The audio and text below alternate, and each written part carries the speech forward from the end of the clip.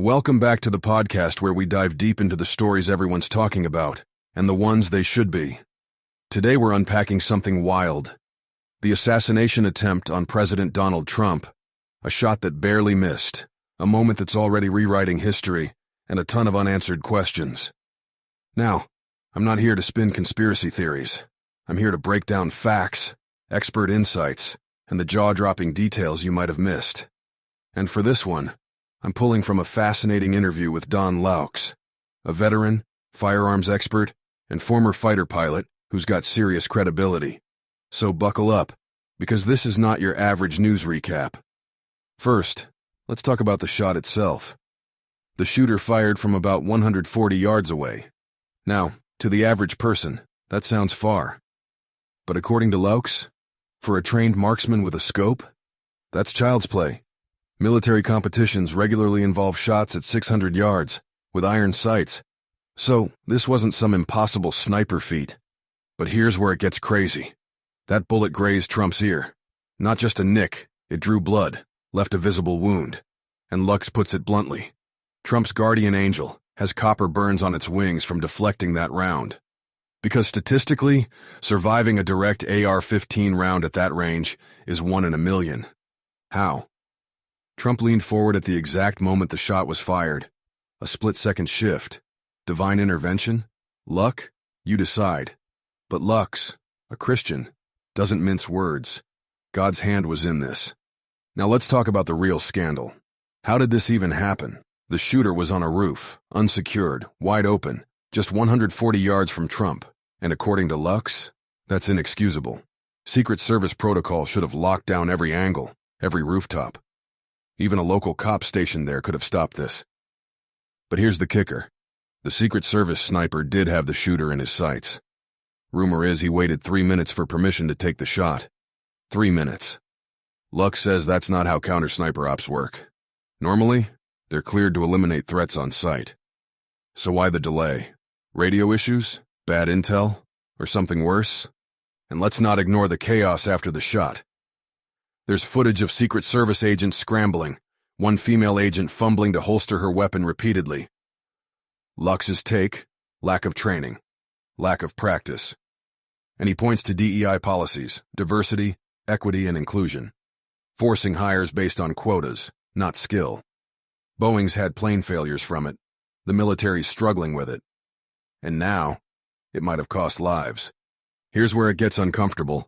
Loucks doesn't outright say this was an inside job, but he does say, when you rule out all plausible explanations, the impossible starts looking possible. Think about it. The rooftop was unsecured. The shooter wasn't taken out before firing. The timing, days before the RNC convention. Biden's bizarre comment to Stephanopoulos. Trump's about to be challenged in a way he hasn't before. Coincidence? Maybe. But Loucks agrees. Every angle needs investigating. Because if this was a setup, the goal wasn't just to kill Trump. It was to destabilize the election. And that is terrifying. Now let's talk about Trump's reaction, because it was legendary. The man heard the bullet's sonic crack, which, Loucks says, sounds like a 100-watt finger snap, felt his ear get hit, and dropped instantly. No panic, no hesitation. Then, he stood up, fist in the air, and yelled, "Fight!" to the crowd. Loucks, a combat veteran, was impressed. That's combat instincts. That's leadership under fire. And it's why, after this, Trump's odds of winning skyrocketed on betting sites, from 65% to over 75% in hours. So where does this leave the Democrats? Loucks thinks they're in full panic mode. Biden's mental decline is undeniable. Harris is less popular than Biden. And if they dump Biden, the campaign money goes to Harris, and they don't want that. Their new strategy? Focus on Congress. Control the House and Senate to block Trump's agenda, because if they can't win the presidency, they'll cripple it. The shooter? The media immediately labeled him a registered Republican. Cool story, except he was 20. How active could he have been? Loucks thinks this kid was groomed. Maybe not full MKUltra, but manipulated. Trained just enough to almost pull it off. And the left's response? Some are calling it fake, a staged event. To which Loucks says, really? Fake blood? Fake audio forensics? A dead bystander? That's not skepticism. That's delusion. Here's the wildest part. Loucks brings up George Washington, who survived battles with bullets through his coat, horses shot out from under him, and an Indian chief who later confessed that they tried to kill him, but his guardian spirit was too strong. Sound familiar? Trump survived against impossible odds. Loucks believes, like Washington, this is divine providence. America's rebirth moment. The biggest takeaway?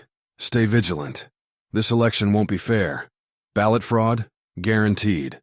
But Trump's survival has galvanized his base. And if the deep state wanted him gone, they just made him unstoppable. So, bright minds, what do you think? Divine intervention? Deep state plot? Or just insane luck? Drop your theories below. And remember, stay curious. Stay sharp. This is BrightLearn signing off. See you next time.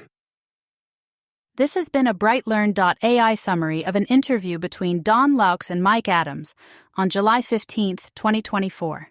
The full interview is available at brighteon.com, where you can also find podcasts and special reports by Mike Adams and other creators.